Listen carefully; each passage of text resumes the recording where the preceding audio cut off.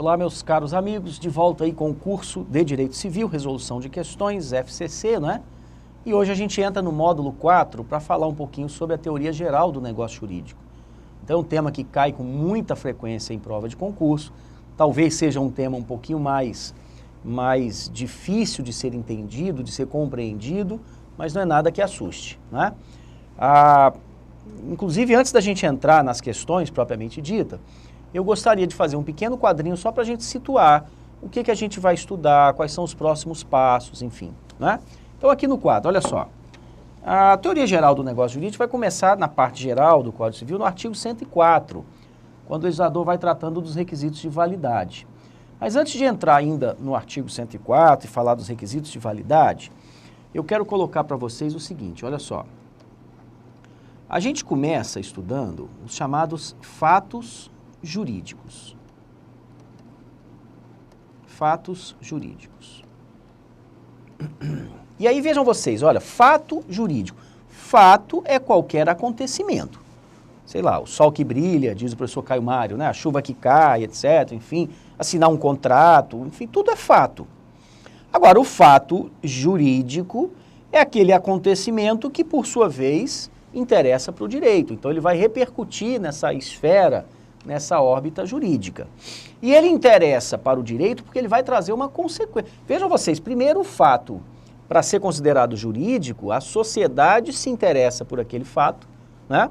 Ao ponto de exigir que o Poder Legislativo tipifique aquela conduta, portanto. E a partir do momento, eu estou tratando um direito positivado, né? A partir do momento em que o direito está posto, a partir do momento em que há uma lei disciplinando uma determinada conduta ou uma determinada atitude, aquele fato passa a ser um fato jurídico, portanto, né? Então, trará consequências legais. Se eu digo assim, olha,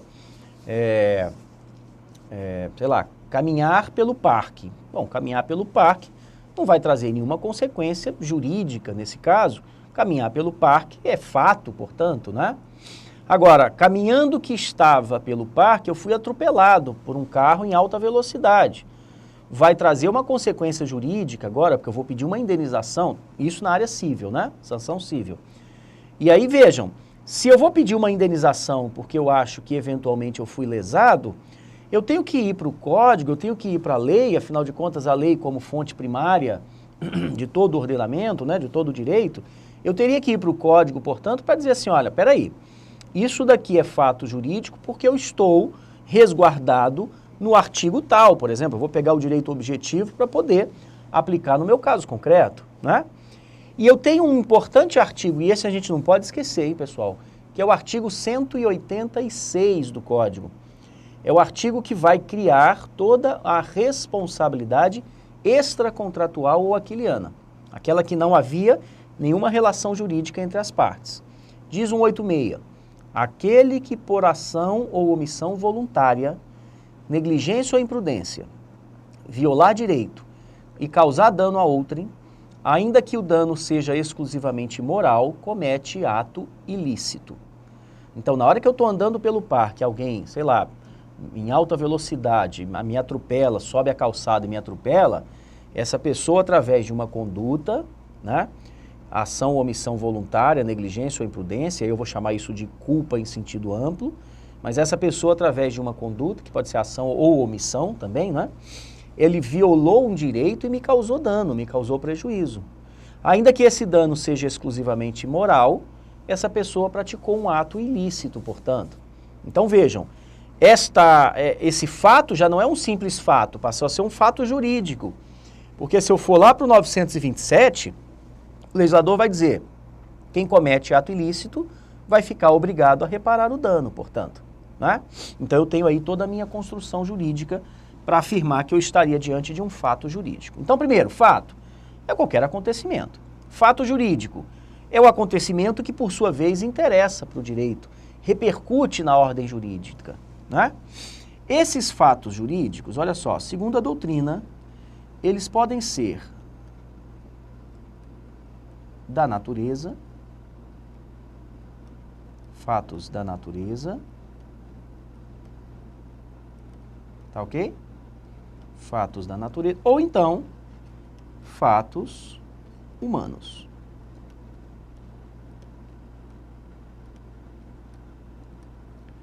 fatos da natureza ou então fatos humanos. Fatos da natureza são acontecimentos que acontecem independentemente dessa vontade humana. E os fatos humanos, o nome já está dizendo, são acontecimentos que dependem da vontade humana, né? Esses fatos da natureza, por sua vez, olha só, eles se enquadram como ordinários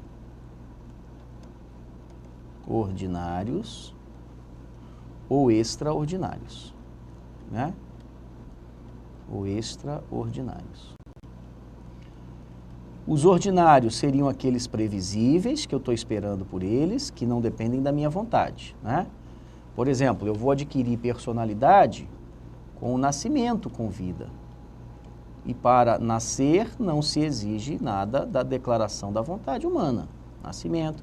Eu vou perder, por exemplo, a minha capacidade com a minha morte, né? Enfim. Capacidade civil plena eu vou adquirir ao completar 18 anos, então adquirir a maioridade, e por aí vai, né? Esses extraordinários aqui são aqueles que me pegam de surpresa, que eu não estou esperando, são fatos da natureza. Eu poderia colocar aqui, sei lá, uma enchente, né, uma inundação, um terremoto, enfim, etc.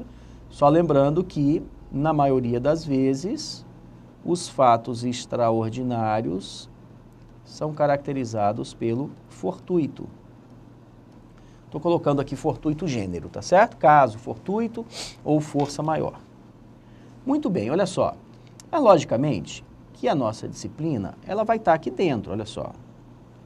Os fatos humanos. É claro que aqui também, né? Tudo envolve o direito civil, é verdade. Mas a gente tem que se debruçar mais aqui.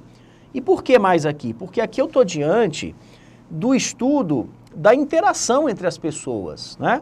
Então são através dos fatos humanos que as pessoas se interagem e eventualmente criam obrigações, eventualmente contratam, eventualmente não cumprem com as obrigações assumidas e aí o patrimônio dessas pessoas vai responder por isso, enfim. Então, dentro desses fatos humanos, eu tenho aqui, olha só, condutas ilícitas, atos ilícitos, e aí vejam vocês, os atos ilícitos hoje em dia pertencem à categoria também dos fatos jurídicos, né? Ato ilícito contrário ao direito. E se é contrário ao direito, vai surgir o quê? A obrigação de indenizar, né? Artigo 186, combinado com o artigo 927. Tá aqui, ó. Tá certo? Ou então, aqui dentro eu estou no meu amplo terreno da licitude, então eu vou interagir com as outras pessoas praticando meus atos lícitos, né? Nesses atos lícitos aqui, olha, está as formas como eu vou interagir com as outras pessoas. Aqui dentro do amplo terreno da licitude, eu posso eventualmente praticar um ato jurídico. E aí eu posso chamar aqui de ato jurídico em sentido estrito, ou ato meramente lícito, para não confundir com esse ato jurídico aqui que em sentido amplo, alguns já chamam também de ato jurídico, só que em sentido amplo, né? Eu aqui dentro posso, olha só, praticar um negócio jurídico, que é a espinha dorsal do direito civil hoje em dia, né? Por isso que a gente está entrando na teoria geral do negócio jurídico. Ou então aqui eu posso praticar um fato jurídico. Tem caído muito em concurso. Fato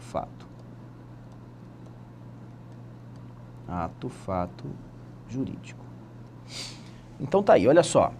Ato jurídico, negócio jurídico e a teoria do ato-fato. Só lembrando que tudo isso daqui está na categoria de fatos jurídicos, que é gênero, né? O ato jurídico, pessoal, que era a espinha dorsal do Código Civil passado, do Código Civil de 16, porque o legislador de 16, ele não tinha ainda a noção do negócio jurídico, apesar do negócio jurídico já existir, porque foi criado, foi idealizado no Código Civil alemão, no BGB alemão, né? Mas o legislador de 16, ele não trouxe para nós essa ideia, essa visão do negócio jurídico. Então a gente estudava o ato jurídico em sentido amplo.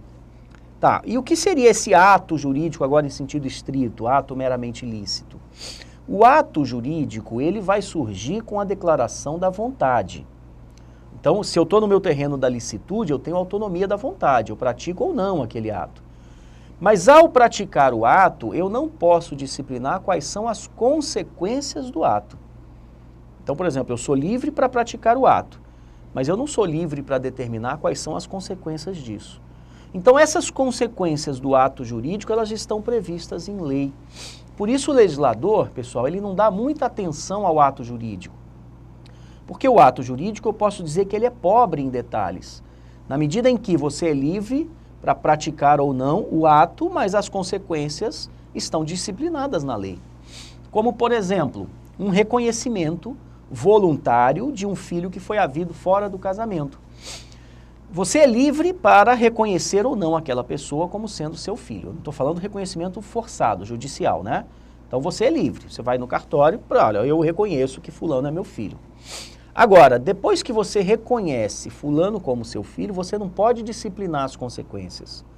Ao reconhecer fulano como seu filho, automaticamente vão surgir obrigações, como por exemplo, direito a alimentos, como por exemplo, direito à participação na herança e por aí vai, né?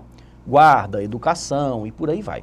Então vejam, o ato jurídico ele foi abandonado no Código Civil atual. Por quê? Porque o ato jurídico ele não tem muito o que se estudar. A liberdade está em você praticar ou não o ato, e em praticando eu abro a lei para saber quais são as consequências. Por isso que o legislador no 185 do Código, ele só diz assim, olha, eu aplico aos atos jurídicos a teoria dos negócios jurídicos no que for possível, no que for aplicável e pronto, acabou. O legislador de 2002, ele se situa, na verdade, e aí toda a espinha dorsal do direito civil hoje, ela é calcada no estudo do negócio jurídico. O legislador hoje em dia, ele balizou, claro, e centrou o seu foco aqui no negócio jurídico. E o que seria o negócio jurídico agora, pessoal? O negócio jurídico é um ato lícito, é um fato jurídico, etc., enfim, que deriva da declaração da vontade mais qualificada. Como assim? Só um momento. Negócio jurídico é uma declaração da vontade, então eu sou livre para declarar ou não a minha vontade. E eu sou livre também para disciplinar as consequências da minha declaração da vontade. Olha a diferença do ato jurídico. O ato jurídico eu pratico e abro o código, abro a lei para saber quais são as consequências. Negócio jurídico, a minha autonomia da vontade aqui é muito maior. Eu sou livre para praticar ou não o ato e sou livre também para disciplinar as consequências disso. A gente diz que o princípio da autonomia da vontade, da liberdade de contratar, significa ser livre para contratar se quiser, ser livre para contratar com quem você quiser e ser livre para contratar sobre o assunto que você bem entender. Então isso seria, olha só, eu contrato se eu quiser, liberdade. Agora, em querendo, eu vou escolher qual é a pessoa que eu quero contratar. E em querendo contratar com fulano, eu vou disciplinar também sobre qual objeto eu vou contratar. Então, o negócio jurídico, eu vou, por exemplo, sei lá, quero comprar uma camisa e eu vou dizer, olha, eu aceito pagar R$100 pela essa camisa, está aí a minha declaração da vontade, que já gera obrigação. Só que daí eu posso disciplinar outras coisas, eu posso dizer assim, eu aceito pagar R$100 desde que você me dê uma garantia de 1 ano, eu vou pagar os 100 desde que você me dê um prazo, eu vou pagar 100 de 2 de 50 desde que você aceite cartão de crédito, e por aí vai. Eu sou livre para regulamentar as consequências da declaração da vontade que eu acabei de prestar. Isso é negócio jurídico. Então a gente diz assim, olha, negócio jurídico é a declaração da vontade qualificada. Se eu trouxesse ele para cá, olha só, deixa eu jogar ele bem para cá, olha. Se eu trouxesse o meu negócio jurídico para cá,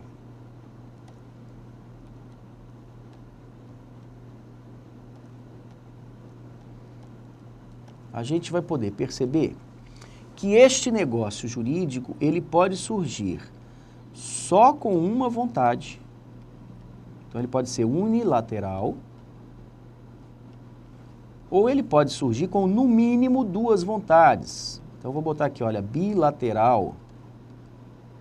Tá certo? Mas, na verdade, pode ter mais. Então, eu vou botar aqui assim, ó, plurilateral. Pluri, né? Espera aí, só aqui que eu... Plurilateral. Enfim, né?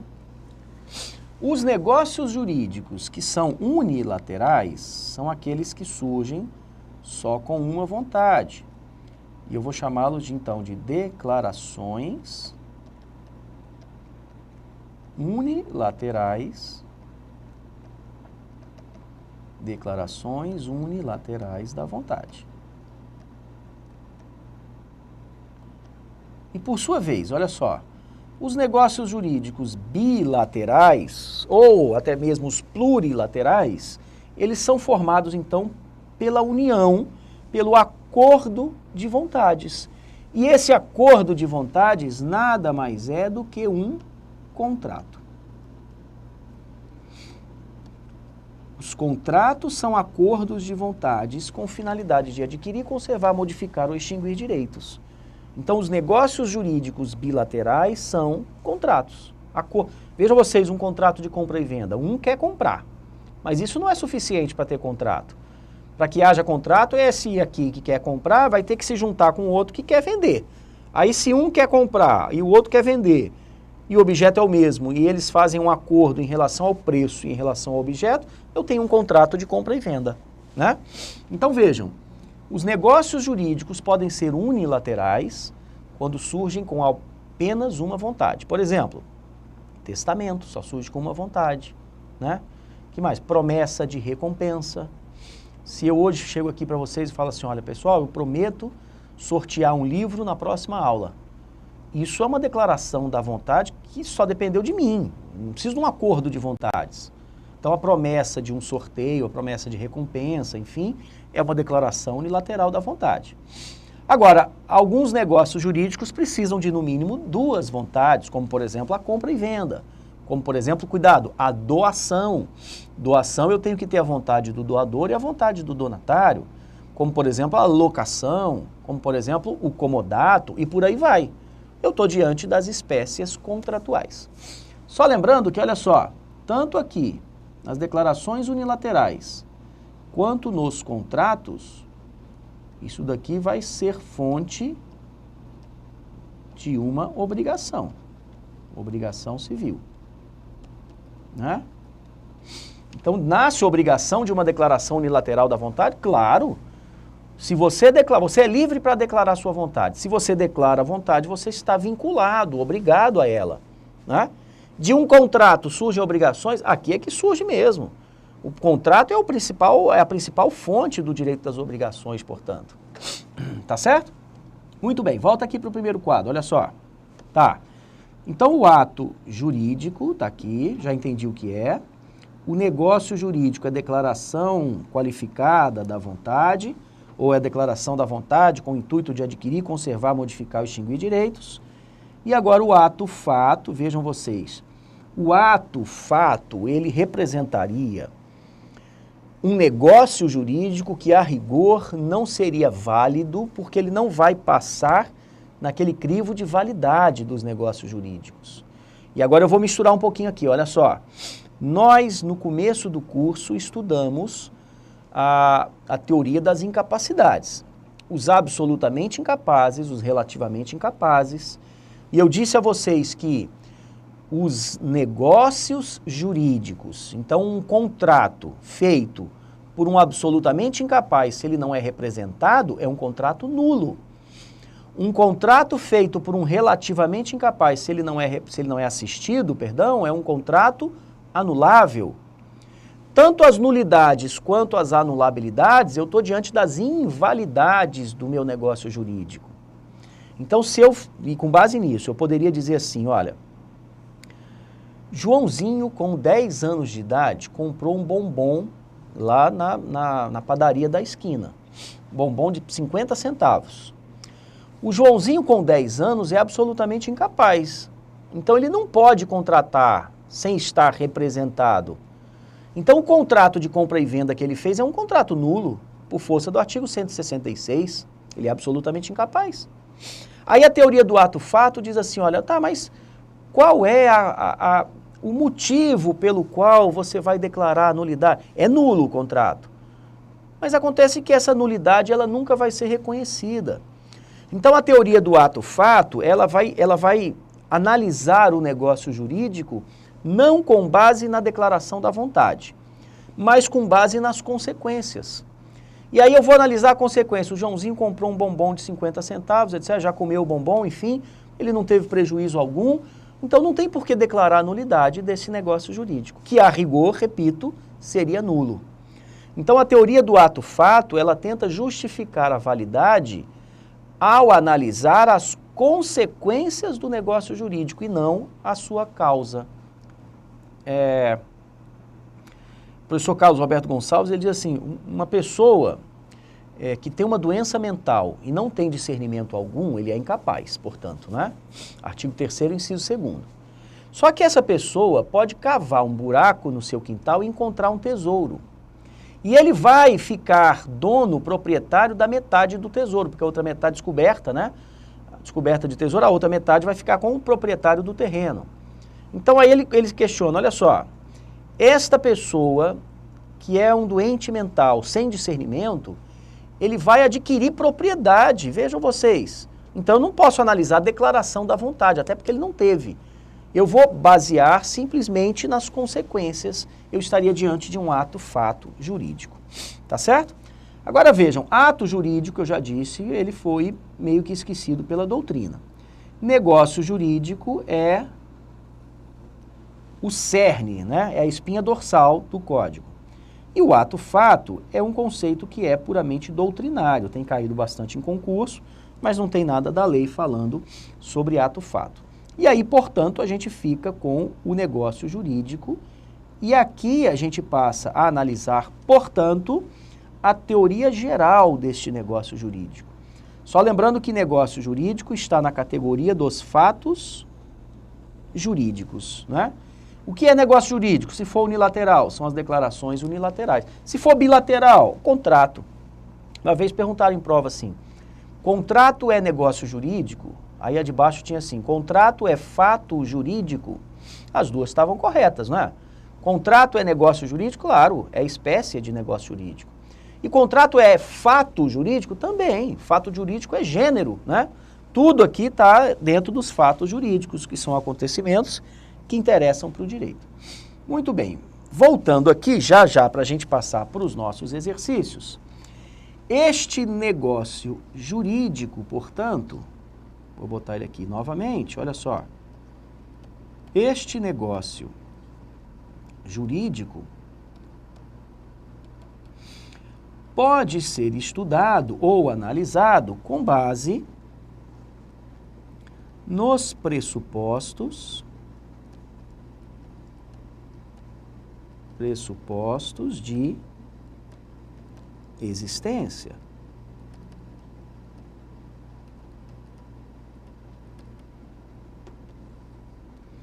Ou então, com base nos requisitos de validade.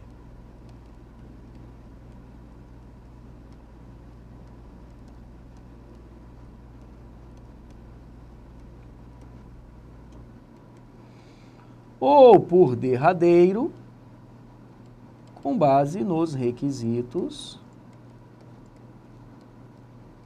de eficácia. Vou deixar um espaço maior aqui para a gente poder falar um pouquinho mais sobre os requisitos de eficácia.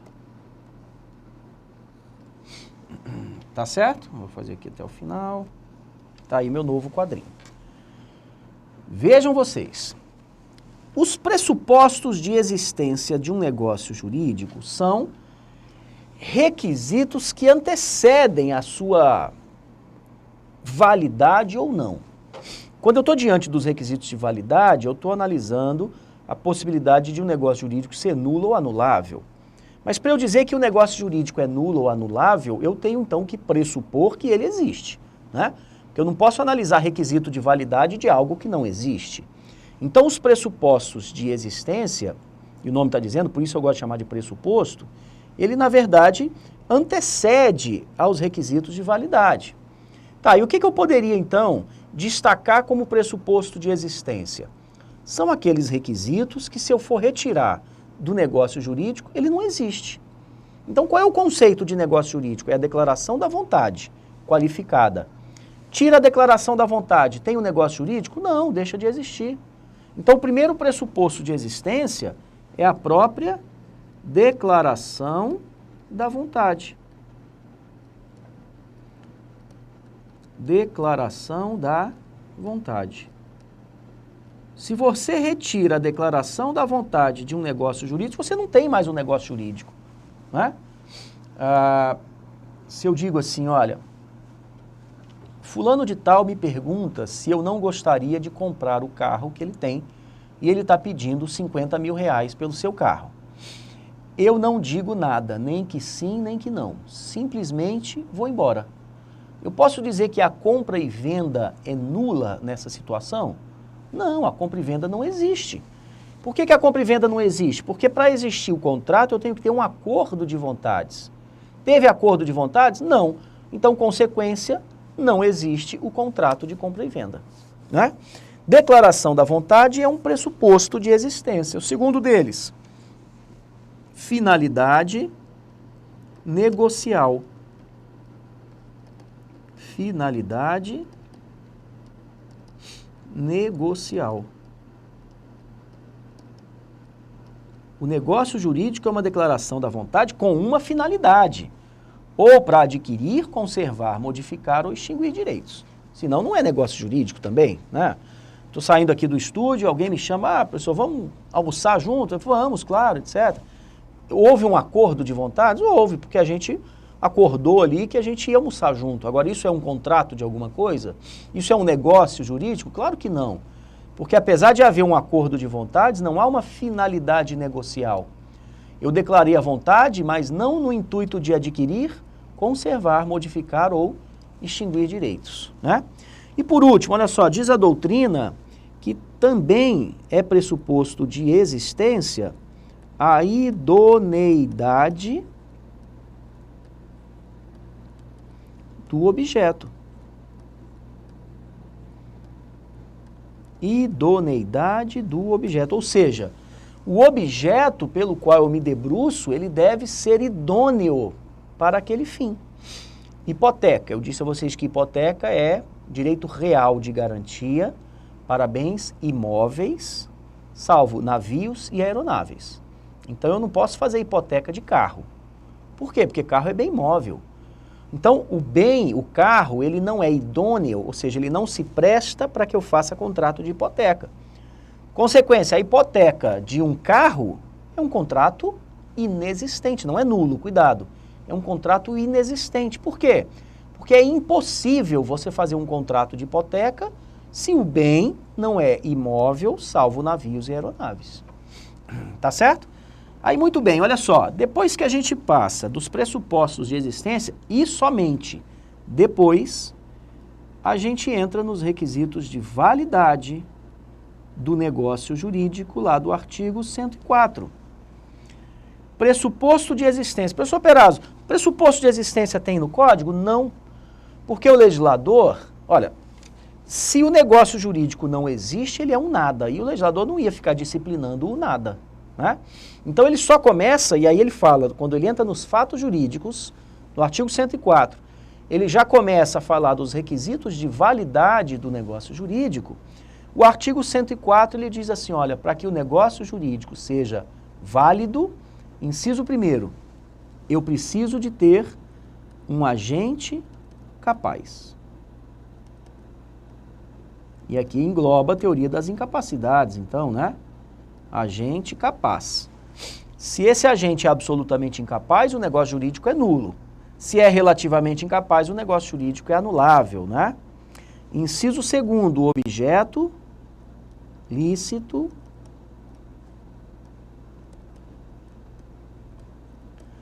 possível determinado,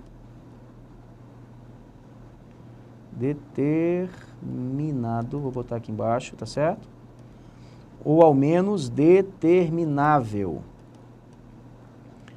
Quem não estiver conseguindo entender a minha letra aqui, porque eu vou apertar um pouquinho, mas tá na lei, tá certo? Artigo 104, inciso 2º. E por último, forma prescrita ou não defesa em lei. Forma prescrita ou não proibida, né? Ou não defesa em lei. Em lei. Vou só aumentar aqui para não entrar aqui no meu outro quadrinho. Tá certo? Então, os requisitos de validade do 104. Agente capaz, objeto lícito, possível, determinado ou determinável, não confundir com objeto idôneo, né? E inciso 3º, forma prescrita ou não defesa em lei, significa dizer que alguns negócios jurídicos exige-se uma certa formalidade, que não é a regra geral. A regra geral é que os negócios jurídicos têm uma forma livre, artigo 107 do Código. Mas alguns, o legislador exige uma certa formalidade. Como, por exemplo, ele diz assim, o contrato de fiança dar-se-á por escrito e não admite interpretação extensiva, lá do artigo 819 do Código. Na hora que o legislador me diz que o contrato de fiança dar-se-á por escrito, ele está me dizendo o seguinte, olha, fiança verbal é um negócio jurídico nulo porque ofendeu o requisito de validade do artigo 104, inciso 3º do Código. Tá ok? Rápido intervalo e eu complemento esse quadrinho aqui para a gente já passar para os nossos exercícios. Forte abraço!